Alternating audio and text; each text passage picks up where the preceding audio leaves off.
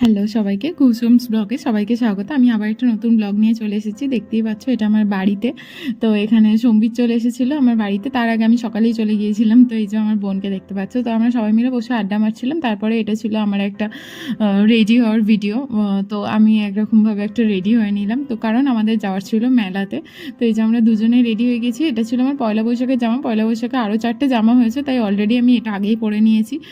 তো এই যে কাকু কাকিমা আর আমরা সবাই মিলে কিন্তু বেরিয়ে গিয়েছিলাম আমাদের এখানের বানফোড়া দেখতে। হ্যাঁ, বানফোড়া এটা অনেক দিন মানে অনেক বছর ধরে হচ্ছে। সেটারই কিছু ক্লিপ আমি তুলে ধরার চেষ্টা করেছি। এটার ইতিহাস আমি খুব একটা জানি না, সম্ভবত এটা 25-26 বা তারও বেশি বছর ধরে হচ্ছে। আর ভীষণ রকমভাবে ভিড় হয়, ভীষণই ভিড় হয়। তোমরা সেটা দেখতে পাচ্ছ আর দেখতেই পাচ্ছ যে পিঠেতে কিভাবে বানগুলো পুড়ে, তো সেগুলো নিয়ে নাচতে নাচতে আগুনের সামনে এই গরমে মানুষগুলো আসছে।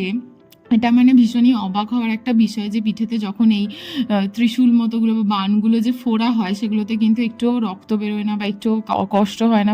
ইভেন এটাও জানা যায় যে তারপরে নাকি এগুলোর কোনো দাগও থাকে না এগুলো খুলে দেওয়ার পর যখন মানে চান করা হয়। তো তার আগে 3 দিন নাকি এনাদেরকে উপোস থাকতে হয়, এরকম বিভিন্ন কথা আমি শুনেছি। সবটাই কিন্তু শোনা কথা, আমি পুরোপুরি সমস্ত কিছু জানি না। এই যে দেখা যাচ্ছে যে পিঠেতে কিভাবে ফোড়া আছে।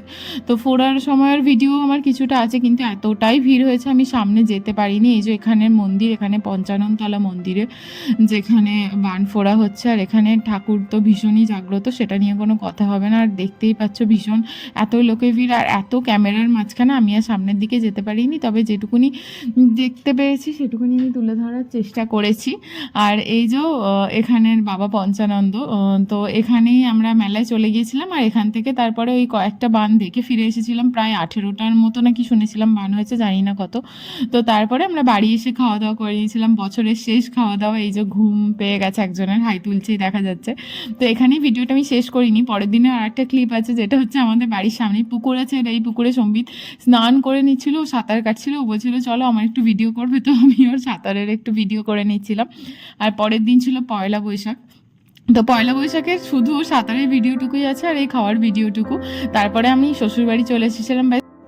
আর যেহেতু এখানে এসে আমার আর কিছু ভিডিও করা হয়নি, তাই আগের দিনেরই কিছু ছবি দিয়ে দিলাম, সেগুলো দেখতে বেশ ভালো লাগছে আর তোমাদের সাথে শেয়ার করলাম। তো ব্যাস এইটুকুই। যদি ভালো লেগে থাকে তাহলে like, share, comment and subscribe.